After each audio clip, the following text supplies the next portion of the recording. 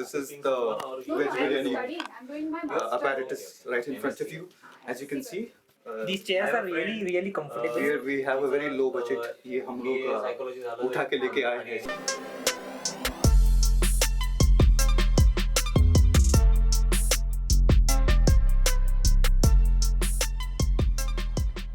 Hello and welcome to Veg Biryani. Today is a very special podcast. I have Priya with me. Priya, please introduce yourself. Yeah, so hi, I am Priya Chitanand and I am doing my master's in clinical psychology. That's pretty much it, I think. So this is the first time. It's a clear, barabar pehli baar introduction. It's very good. So as you can see with the title, this podcast is going to be more about self-exploration, and we're going to touch upon little bit upon mental health, but only related to our own well-being. Right. So what I wanted to start with is, so what got you into this field exactly? I think being in psychology, you sort of get into talking a lot about mental health on a very daily basis. So the basic, kind of things of positivity and we had positive psychology in my second year, which was a very different subject for me. It was something new, which was close to mental health and self-care, and that's how I started getting into it. However, I think the point where I actually went for self-exploration precisely was when I did this workshop, or I would say a course maybe, where we had to study micro skills in counseling and self-exploration. Okay. Like it was both together. And I think both the things helped me a lot to realize so many things about myself. And it was a short span, like it was just 3 months, but it had a huge mark on me. You realized that you had a very selfless an attitude towards everything, and that's what I think got you into this. I guess, but I think it's more of it's huge, it's vast. You get to know a lot of things when you get into it, and it becomes like a priority to you. Right now, it's a priority to me to make sure that I am taking care of myself before I get to know the world actually, whether I am aware of myself more than when I, Exactly. before getting to know others or other perspectives or the world or in general about different things. I think it's a responsibility that I should know myself before that. Correct. Yeah, so I think it's also very abhi ke isme na, in the situation that we all going through, it's very important to also take care about yourself and think about yourself. Yeah. In a very positive sense of way. एक तो we live in a country ki people don't give that much importance to mental health as much as they do to physical. Right. So that's what a lot of people don't know about this thing called self-exploration. Yes. So would you want to explain that or elaborate that? So basically, self-exploration is about trying to analyze your thoughts, your feelings, your attitudes, your beliefs, and trying to get an awareness about yourself. And sometimes what happens is we really are superficial in the world. Like we talk about things because of a lot of influences that we have by different things, and we as people are different from what we portray out there. And I think it's a very important thing in self-exploration that we align this. We align what we show to the world and what we really are, so that this natural being, the way I am naturally, is what is portrayed outside. And you sort of try to, and in that there's also getting to know other perspectives very, very important to be more adaptive, because sometimes it's not what people demand. It's not what people like. But so like I said, it's like a huge process. Correct. But it mainly concerns of getting awareness about yourself. Because one of the things that is happening right now in our generation especially, which is a very ADHD generation, right? A lot of people they don't have the time, or they अंदर से उन लोगों को नहीं आता कि listen, I should have my own personality, or you know, I should think about myself. Like कि हाँ बाबा, he's cool, I'll behave like him. He's like this, I'll behave like him. Right. But one thing that I have realized through my life is, at the end, I will become successful because of my own. Like if I am, you know, showing Mihir Chittar to the world and not some other facade that is going on. So I think that is what is happening right now. You see, and I think social media plays a lot of role. Like, what do you think about social media? I think it's really, I mean, right now it's impacting people like right, left, center. I don't know. To give you a small example, one of my cousins, he's what about in 8th or 9th standard, and he is so engrossed in Netflix and you know, which is right now it's a very important tool, I guess, movies, and I agree to it for myself also. I am also very much influenced by movies. I love watching movies, and visual aid I think is the best, you know, in any kind of visual aid. If you talk about social media platforms, it is a little, I don't know, it's not, in my opinion, it's not a very good platform to put forth your thoughts and views. Like Instagram, no? Yeah, I mean, it's the same as Instagram. Yeah, it's I don't know, it's a better way to communicate, to discuss, or to have healthy arguments face to face with people, or you know, because the tone in which you're talking is not understood, the space you come from is not understood, and people just rage on Instagram, and I've experienced this, and especially about a lot of political views, and there are many who come from a very traditional kind of approach, and with the sort of liberal environment that is there around, it has become like a very, very, I don't know, it's too, I can't put it in words. I think it's become like a fight, you know, you fight. I've actually gotten into a fight on social media where I had expressed what I feel, and it was taken in a very different manner. It was not received well. Your opinion doesn't matter anymore. Yeah, and exactly, and the fact that you're putting it in a way where you say that it's in my opinion, people don't take that into consideration. They think that it's something that someone has to say out there, and it's like a rule, it's like a thing. And but I think there's a good side to it also. If you're going to promote these things, like things about self-care, things about what you feel about something, I think that doesn't go in a wrong direction, because it's completely about you, and you can reach a lot of people. For example, right now during this pandemic, when the first lockdown was announced, I was trying to reach out to people and ask them what has happened to them psychologically during the impact, just during the pandemic, just to know things for myself.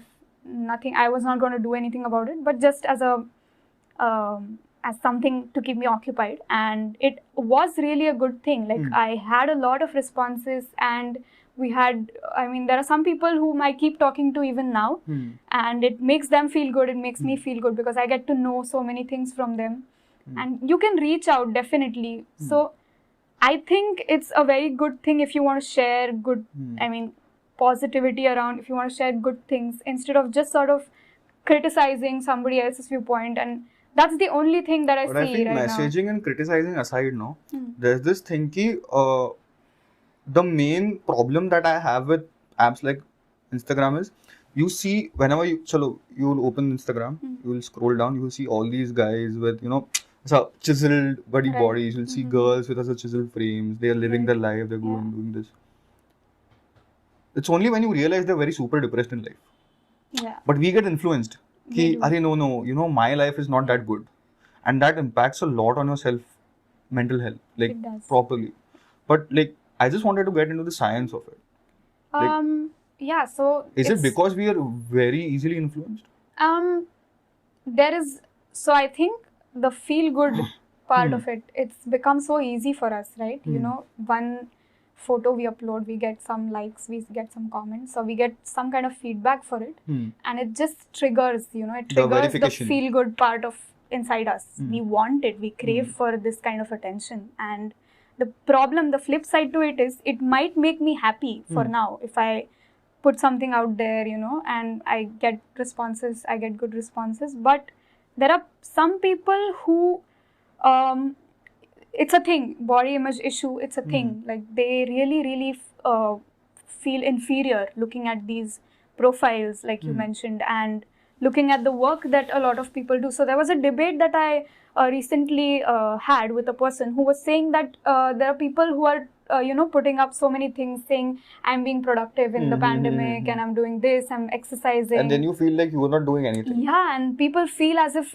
they're just sitting and spending a lot of time watching something on Netflix. They're just whiling away their time, but it's completely subjective. For some people, it's actually a good way of promoting nice things out Isolating yourself mentally. Yeah, but there has to be a pause to it, I think, because whom are you proving this to, right? Whom are you showing it? It's good, of course, if you're reaching out there, if you're trying to influence a few people, if you're trying to talk about mental health, which is like very essential right now. But how much are you putting out there? Like at some Is point it you become an necessary? attention seeker. Yeah, it can be for you, right? Like tomorrow if I cook something, if I make something, I'm going to eat it.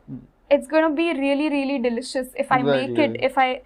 The first thing I do is I smell it and I eat it with my own hands without just taking camera and posting a picture. I mean, is that really necessary after a point? So there are good ways of handling the media. There are good ways to reaching out to people, connecting people in some ways.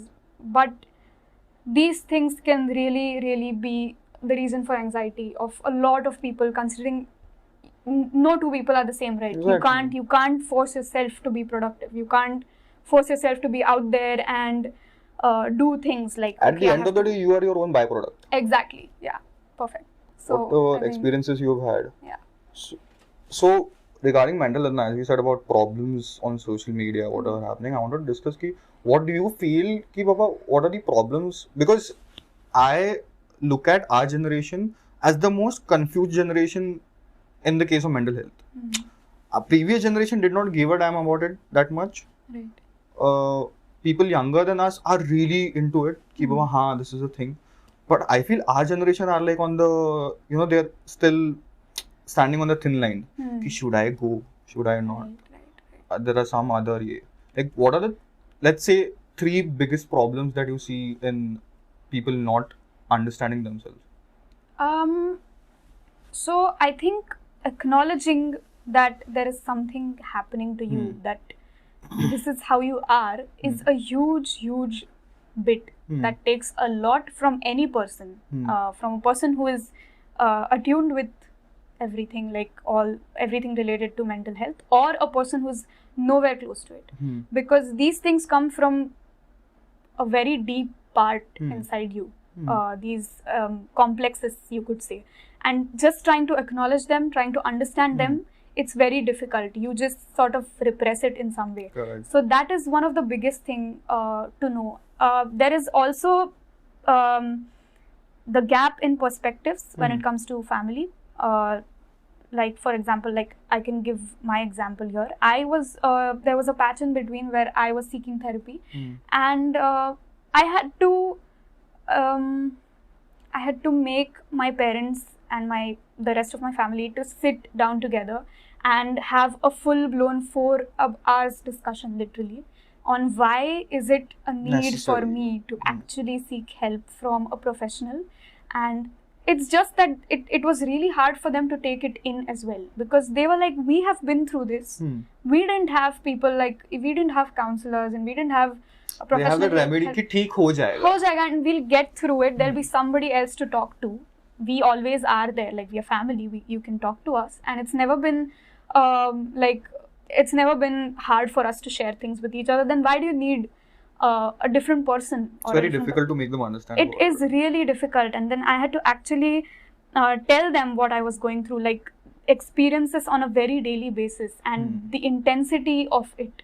And for a very long time, I still think it's not, because it's many years of principles, you can't just sort of change them. Or can't be an open book in an instant. Yeah, it's deeply rooted in them, and change is something very difficult. But I did make an effort to actually go out there and talk about it. Talking is another thing which is something that people find very difficult to. Also with friends, I think. Yeah, friends is a little comfortable. family, because they come from a different space, you have this predisposition that they will always be critical. Yeah, even And- I feel ki there are some things that you can tell your friends, Right. some things that you can tell your family. Right. There are some things you can't tell to Anyone. anybody. Yeah. Yeah. And that is when a psychiatrist or a therapist comes into play. Right. Yeah. So that I think we should. It's okay to go to a psychiatrist or It it's is. okay to go to a therapist. It's like going to a doctor for ki baba mere ko bukhar aa gaya. Right. Yeah. You do, right? Yeah. You do normally go to a doctor ki baba mere ko bukhar aa gaya. It's like that. You go to a therapist ki baba I have something wrong with me. Might be something wrong. I need your help. It's as Right. normal as that. Exactly. I don't think people are realizing it. Yeah, and there's an extreme stage to it. Like people from the older generation, they think of it as you going to the doctor because you're there's something abnormal going on with you. You are going crazy. वेडी something. झाली हाँ, आहे, वेडी वेडा झाली झालाय. आहेस का? वेड्यांचा डॉक्टर कडे का जायचं वगैरे. These are the very common terms that people hear, and it's going to take a lot of time. So stigma is there in every country, I feel. Correct. It's not that there are some parts where there is absolutely no taboo. Taboo is present everywhere. The degree of it is different. Perception is different. Yeah, and there it might be a little different in some other country, but there still exists some sort of ऐसा नहीं कि barrier. Western country में एकदम it's open and हाँ, it's considerably open, of course, but there is some sort of taboo related to such issues in all parts. And here in India, it's introduced quite late. So it's in that phase where it's becoming, like, people are becoming used to it. And we are, I think, sort of a bridge for that, our generation. And yeah, but it is going to take some time, definitely, for... But like you said, how can our generation help each other in that? The problem comes when, what is the difference between me talking to a friend and a professional is that they know what words to use. Exactly. And whenever a person is feeling low or sad, it is not always beneficial for a person to be like, it happens with everyone. It's okay, we'll get out of it. It's fine. Because a And friend might use a word that you might misunderstand. misunderstand, and you are not probably in that state. You've probably thought of every other thing and then come up to the point where you feel so sad that you don't find any other option. And if someone comes to you and says ki it's fine, things will work out, don't worry, it happens to everybody else, and you will also go through it. Basically.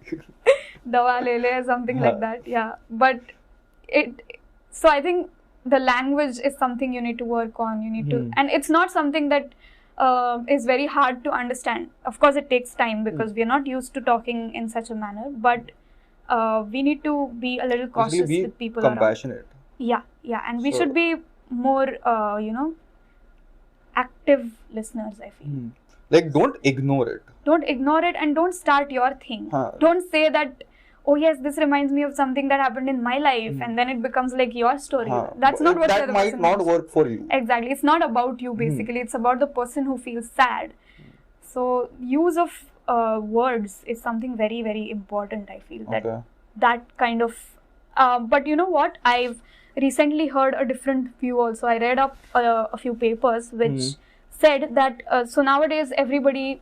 there's a lot of importance in psychology also given to empathy. Empathy plays a very important role when it comes to talking out and listening to somebody and being more empathetic than than being sympathetic, or it's fine if you just listen to someone and be with him or her. There was this paper that I read which said that friends usually, not everybody has that sense of being there and being empathetic. Sometimes you need motivational Correct. lines. Sometimes you need it from a friend, from a person that, okay, now that's it. Just get up, shake off Like, at whatever is least there. and just if you're go out there. getting shit your entire day, even Yeah. that one word or that one sentence from a friend also, it feels very good. Yeah, exactly. It So feels there very- are controversial views about it. Whether you should, there's a thing called reflective listening. There's a thing called reflection in general. That when a person expresses something when he's sad, then you should reflect it back. So you can say things like, I see that you feel really sad right now. It must be really hard for you. So there are people who argue that this is not always going to work because the person needs someone to tell him that I know this is this, but you can do a lot better. You can get out of it. This is something that I came across quite recently. And in psychology, in our study, we are always told to be more of empathetic people and reflect a lot, you know. But I think it should be a blend of both. Correct. Because you can't go on educating every other person to be like, these are the words you need to use. You can't say, I think something is like this. You need to use words like, Like it you can't seems be like, you know, use this way. Yeah, you or do can't do this. that. Because not everybody is going to be that person who would Correct. sit down and listen to, okay, this is how you should talk. Okay, I think I'll make a conscious effort every time. But you need, I think that it should be a blend of both. You know, there are times where empathy is something that is, I mean, that's the only thing that works. You can't push the other person to do something and, okay, that's it, get up, shake it off, and let's start again. You have to embrace your emotions. You have to be in that place, sink it in, and then move on instead of just, you know, clearing it off and start. So, Exactly. but I think it's a balance of. But I feel now that is very, like, not just me, but a lot of guys have realized now this is very easy for girls to do it. Like, you know, because girls are very super intellectual and very emotionally free. Ki listen, if you have a problem, I'll talk to. I don't think boys are, if you think about it. Because we've been brainwashed and fed into our mind, ki, Papa, honey, this is, you don't share your emotions. You know, that is what a man does. He's a proper provider. He can't be like that. If he breaks down, then what is the point? He's the backbone of the family. Yeah. But that's a very big misconception. Yes, it is. It's a very big misconception. Like, I've heard things ki, why are you sharing those feelings with me? I've heard, so, मैं क्या करूँ? My God. अरे मैं लड़की हूँ क्या? Oh my God. मेरे को क्यों बता रहा है? Men don't cry. एक तो I hate this thing called men don't cry. It's just, I just feel sick when I listen to all of these things. I don't know. And it's actually something that I wanted to study further. I always had this thought in my head that so right from my bachelor's, we had very few boys who opted for psychology. Okay, it was a girl class. Again. And there were like around 4 or 5 boys who had opted for it. And I always had this question, like, why is it like this? Is there like a reason? Like, I feel that must be the only field where the female ratio is this thing larger than the there men. are, I mean, yes, but this is a little too much, I feel. It was something that had caught my attention, and I also had a few discussions with a couple of my friends whether, you know, guys do they share more or do they usually don't, you know, they just, and I talked with a few guy friends also so that I got to know their perspectives and I just don't generalize it. A lot of my guy friends have actually been, they have told me that they've gotten the responsibility at a very young age, and then the power dynamics has shifted in their hands very soon. To become the man of the family. Yeah, it's I don't know, patriarchal families all the way, and it just gives power to them more. And even if we sort of try to understand right now, even if we try to understand it and sort of make changes here around in our houses also, it is a little difficult to change these beliefs and these perspectives of people who actually come from a space where this was very normal. Like, even right now, I think it is much easier for boys to, you know, that is why a lot of boys are very well connected with the moms. Yeah. Because they know for a fact that they can share their emotions with their mom, but they cannot with their dad. Yeah. There's some cold vibe. There's some code ki nahi, you know, ki I can't say, for example, I love you to my dad. Yeah. How it's cute feelings. It's cheesy kind of. Very cheesy. Right. And that's why I think, you know, girls are very, very emotionally free to talk about it. They are. And that's what boys need to change about them. Yeah. And they should make it a point that they know this, they understand it, and they are open to understanding it. I have a few friends who are who I've seen that they need help, and I've seen that there are people who are there for them, but they won't just take help. And I think it's a very brave thing to do. Asking for help is one of the bravest things to do. Is what That's what I feel. Like if you are a man, even if you want to feel brave, no, ask for help instead of being ekdam ki nahi main mard hai, I will not ask. Exactly. That's I think that's in today's day and age, no, that is what a man is. Yeah. Sharing your emotions, letting your emotions out. Yeah. It's not, being compassionate to people. That is what a real man does. I don't know why, but there's still a reason people are like that. कि नहीं बदलने का ही नहीं है. They'll have a facade. कि listen, they'll wear a mask. कि I'm very like this. I don't want to share this. But I don't know why is that happening. But like, is there a scientific reason behind it, or is just brainwashing? I think it's because of a lot of environmental factors. I am not aware of whether it's genetic or something like that. It might be, but I think a lot of environmental factors contribute to it. The way you've been raised in your family, the way you've always pushed a certain set of jobs to a man and a certain set of jobs to a woman. That makes a lot of difference, and that makes them more, like women, more vulnerable in the first place. And of course, there have been a lot of changes right now. People are accepting it, and it's basically very, it's okay for anybody, any gender, to express, and in whatever way they want to express. There's no label to it that if you're sad, you cry. There can be other ways too. But at least I'm glad that there are efforts made by people who are in the field, me and a few other people, at least around your community, if not a massive change, but at least to educate people how it's fine, it's okay, and just telling the other person that you are there for him or her. Like a very similar experience happened with me like 2-3 days ago. But see, now abhi kya hua ki I was talking to a friend of mine. So apparently she's a psychologist. Okay. I was talking to her. I was talking about I did not have a very good childhood. Okay, I have a lot of trauma about that. But then we started talking about it. Ki what happened? What exactly went wrong, and what misconceptions that we had. Turns out, it was all in my head, and it was all a facade that I had created. And I started talking these things out with her, and I was relieved. But the thing is, not a lot of people get friends ऐसा बीच में से कि who are psychologists. Right. So that's what my question coming back is कि what should you be doing?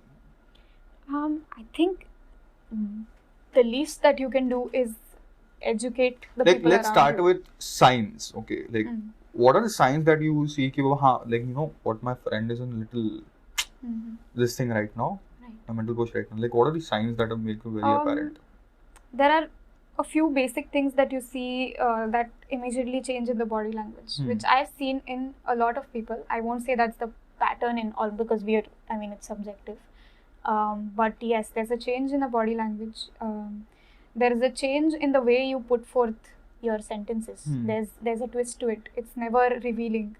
It's always guarded sometimes. So when you see that happening, that's probably, and it's the thing is, it takes a lot for people to even ask whether, hey, are you fine? Is everything okay? This comes also with a lot of struggle. I don't know why, and this should be something which should be very, very at the end of normalized. it, he's a friend, yeah. Yeah, it doesn't take a lot, to just ask someone if they are doing fine. It's fine if they don't react to it in any way. They just say, yeah, बाकी का फालतू question पूछेगा. But he'll not ask a very important question. Being active listeners, when somebody is actually telling you something, get a hint of things. Getting a hint of things is very, very important. Like if someone comes to you tomorrow and talks about, there's this thing that happened day before yesterday, and I was very shocked with the way XYZ reacted to it. I was very shocked. To this sentence, there could be many responses. People would just be like, oh really, was it a big deal? This can be one, or like, wow, it was so big. What happened? At least it is sparking conversation. Yeah, you're trying to involve yourself there. You're trying to say, or you're trying to put yourself there and be like, okay, I'm here. Tell me about it. If you want to share, I'm here. Talk about it. And when the person actually starts sharing, it's very much important for you to be actively present there and to listen. Not just listen and, be in your own thoughts. It really reflects when you're an active listener, when you're participating, when you're acknowledging the person, when you're reflecting that, it must have been really hard for you. But it's only with, I think, a person who you are very close to and very comfortable with. Can't be an open book. Yeah. That's true. That's because we have these barriers, right? We can't just go out there and be like, oh, yo, what's up? Because I think a lot of people will use that as an advantage over you, I feel. Yeah. And that is the main problem that guys feel ki nahi. If I am an open book na, if I tell what is wrong with me na, tomorrow they will use it as an advantage. A, they will either tease me about it. B, they will not take it seriously, and then I will feel inferior about it. I think that is what is it. But aisa nahi, you can talk about it with a friend that you are comfortable with. Exactly. Yeah. You can talk about it with your mom. You can talk about it with your brother also. Right. And you need to communicate. Most importantly, if you see that there is some disparity between the family members, you see that I don't think this person will understand me ever. You actually make it a point that you communicate this. That I feel that even if I share something, you will judge it in certain way. There's no harm in telling that to the other person. At least he gets what space you're coming from. At least he knows what you're thinking. So I know it's very difficult when you're down, when you're sad, to go and talk to people. I mean, it's really hard for people to get off their beds also sometimes. But I think communication is something that helps the most, when you need to talk, you need to be vocal about it. Otherwise, it's just going to be piling up in your head, and one day it will go and... Also, when I'm helping, for example, a friend of mine, as you said, empathy is a very important part. But what are the other things that you have to keep in mind? So, whenever somebody is telling you about the incident that he or she has gone through or what he feels, it's really important to not, keep poking or asking more questions immediately. Sympathize with it. Yeah, not sympathize. Okay. Sympathize would be more of letting the other person down? Yeah, I mean, you make it worse sometimes. Oh, okay. Oh my God, it's so sad and oh no, it's so, I mean, you're so unlucky. Yeah. Correct. I feel really sorry. It's not that, right? You can... You're subtly just putting him under a rock. Yeah, and you make that person feel like, okay, am I in such a terrible state? What you can do is say that, oh, okay, that's big. I'm pretty sure you're going through some tough times and I really understand. Something like that. There are these words that you use which help, they are better than anything else. And firstly, I think it's more important to be listeners, to understand and not have the need to talk. And there are times when, so people are not going to be like tape recorder chalu kar diya or shuru ho gaya ekdam, sab bol diya. You have to give them time. Yes, and there might be times where there is a lot of silence, the person won't talk, and we are really uncomfortable beings. We need stimulation no matter what. So we find it a need to talk every now and then.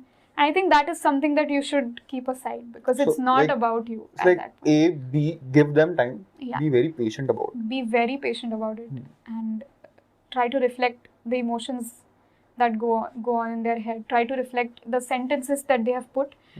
Sometimes giving back the exact same sentence in your from your side also helps them, sort it out. You sort of summarize the whole thing because when I'm sad, I don't care about my grammar. I don't care about how I'm saying it. I just vent it all out. Yeah, it just comes out in any kind of fashion. So you giving it back to them gives them a sort of check. Okay, so this is exactly what is happening to me. And then eventually when that phase is off, then you can probably ask a question that, okay, what do you think can we do right now about this? Also, you were talking about trigger words, right? Sorry, what? Trigger words that we should use. Yeah. Like, what are those? Like, give me an example that we should use. Triggers. So, I think, like I said before, you can... there are people who sometimes make everything about themselves. they keep doing that. Like, for example, someone starts telling them about something bad that happened to them, some sort of failure maybe. It suddenly takes people back to their story. So that is a major disappointment to the other person, because it's clearly It's not like, their listen, space. I'm trying to share my story, but Exactly, and you can't compare those two events, because even if they are exactly similar in nature, like exactly similar in content, I'm sorry, they are emotionally very different. You are going to be a different emotional person, and I'm going to be a different emotional person, and it's going to change. And something which is extremely trivial for you might be a big thing for me, which is going to crush me completely maybe. And you need to understand that. You need to not say that, but okay, but I mean, there is this also, and Correct. I mean, fine, how much time are you going to consume just, crying about it? And this is typically said by our parents a lot of times, like, why are you crying? Are you weak? Be a strong person, come on. But that's not what measures the strength. boys I don't mean, cry wala thing. Yeah, or anybody. I think I remember this as a child also. Whenever I used to cry, there was this sentence told to me all the time. You're a strong girl, no? Why are you crying?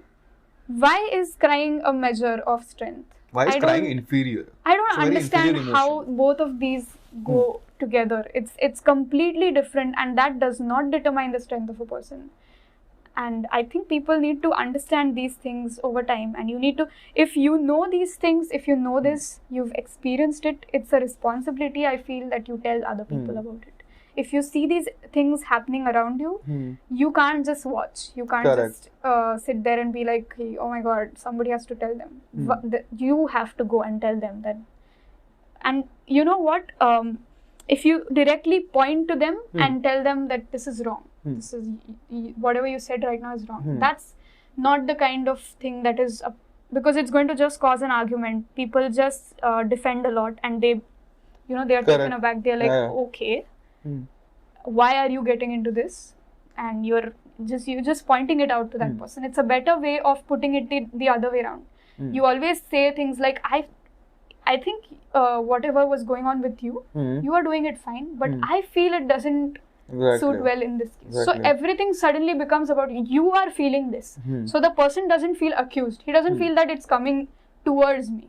It's more of like, this is fine, but I just don't think it was nice. And that is very much important. I learned all of these things in this course that I did, and I'm very grateful for it. So yes, I don't know, I just want to thank, I'm sorry, I'm just going off topic, but it's so important to me. It's a very good opportunity that I got, and I'm extremely humbled to have gotten this platform, and this teacher of mine who taught me about it, Dhanashri ma'am, I'm really, really, honored, and I'm so grateful to have learned so many things from her, and it's just, I just remember those things taught to me, and it's just coming out the way it is. Sorry, so yeah. It's okay.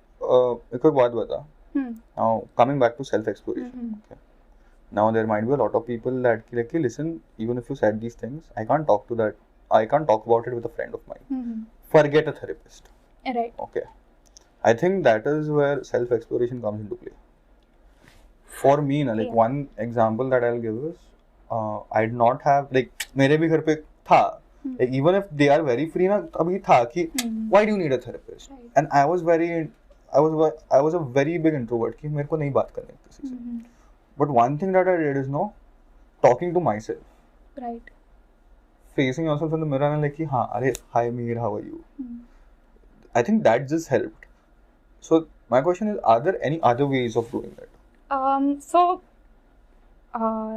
Self-exploration is something that goes parallelly, I feel. Okay. So I have this thing with my experience very much like it's fixed, that there are going to be times where you are going to be alone, you're going to be by yourselves, and the people around you are not probably, due to any kind of circumstances, not there to help, and irrespective of being an extrovert or an introvert or any kind of person, there are going to be times where you have to be alone, you have to be by yourselves. And in my experience, when this happened to me, like this one striking thing that I could remember, I was not comfortable with being alone. I was not comfortable with being by myself. I didn't know how to handle that. I was always this person who had someone to talk to, and or at least people around, which made me feel like, okay, fine, okay, I should keep this aside. There are these people with me. But that time was when I actually realized how it's so important to be comfortable in your own company, to be you sort of feel good when you're alone. I was in a phase where I hated being alone. I couldn't do anything. I became fidgety. And because like there might be somebody, how is there not anybody there? Yeah, and I just couldn't. I mean, I used to call people up immediately and be like, listen, what are you doing? And just go on talking endlessly just because I was alone and I needed something or someone. And anything, depending on the phone, eating, or these mechanisms that you have when you are alone and you feel scared. I realized how it's so sad. I mean, I should be comfortable with myself. I shouldn't feel the need of something or someone whom I am dependent on. I can have my space and I can know things. So I think that is something which goes parallelly because you can't control your emotions even if you are in the journey of self-exploration or committed to this path.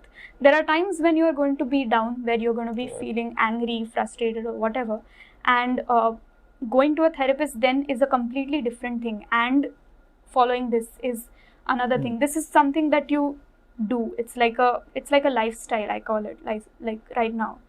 It's something that you keep doing and you're persistent with, but there are going to be ups and downs. It's not going to be like a solution, because it's crazy wired inside.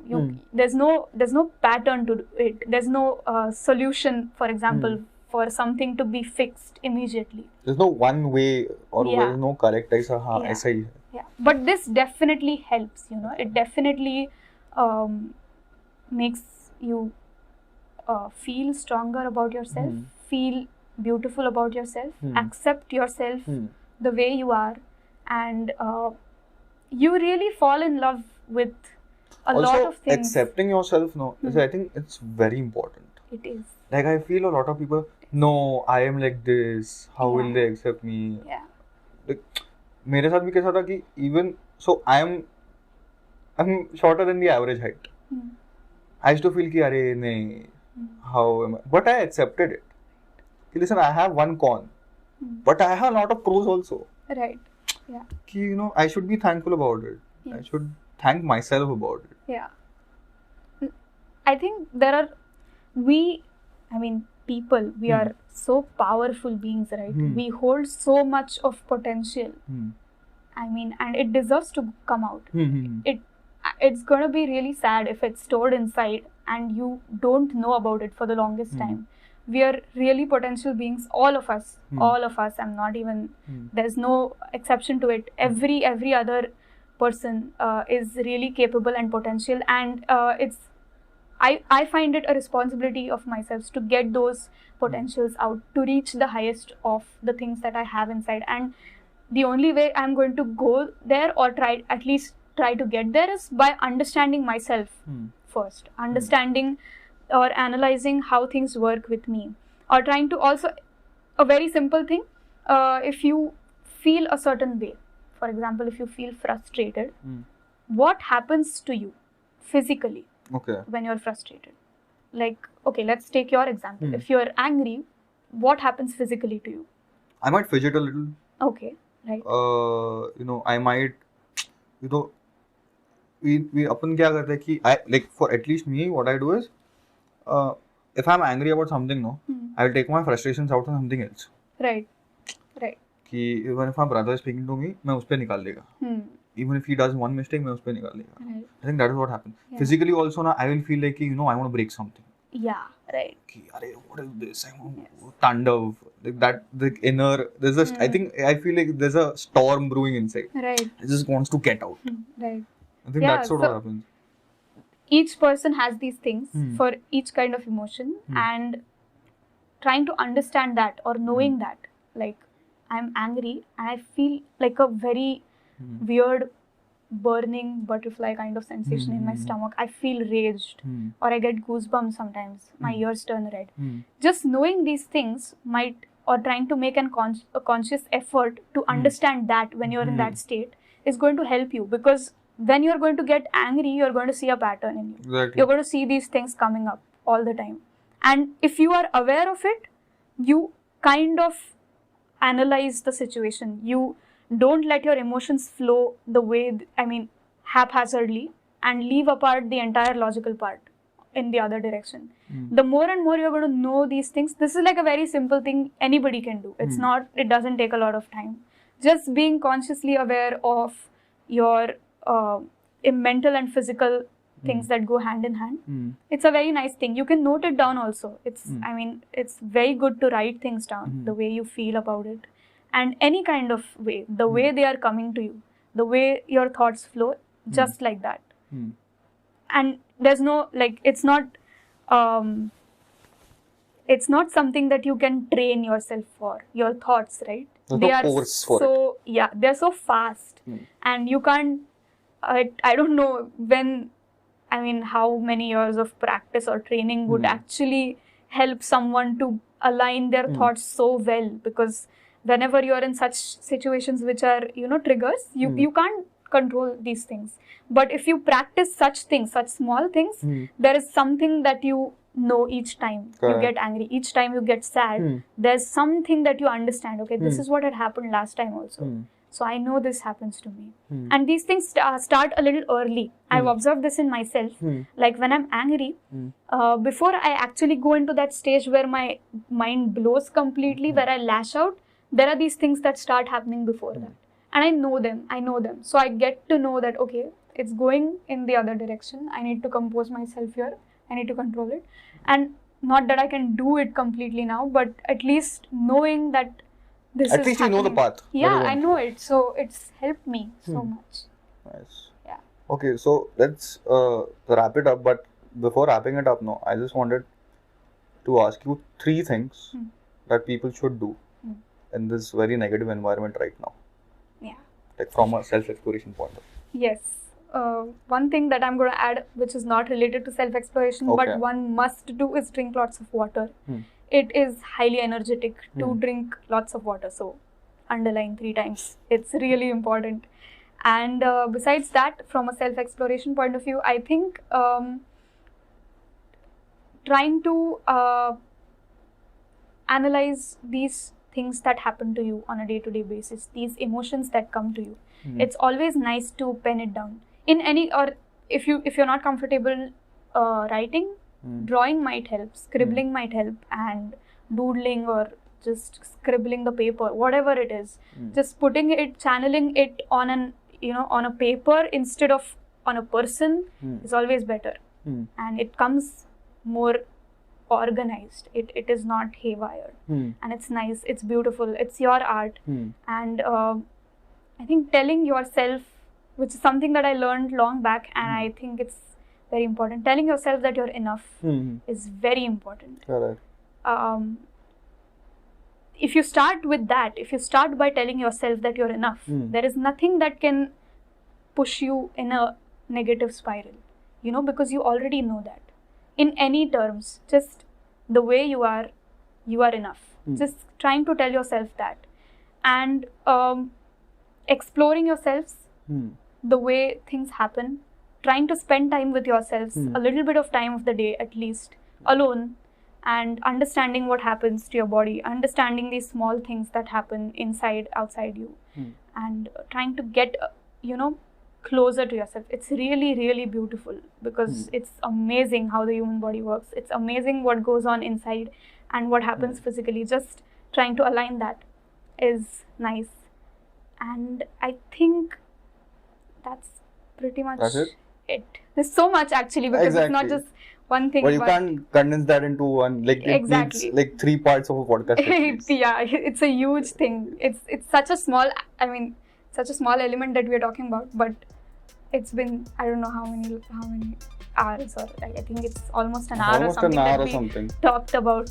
So Almost 51 minutes. and it's still so much to talk about. Still, I don't So think we even much. have scratched the surface yet. It's a lot more Yeah, exactly. to explore. Anyways, this was our podcast.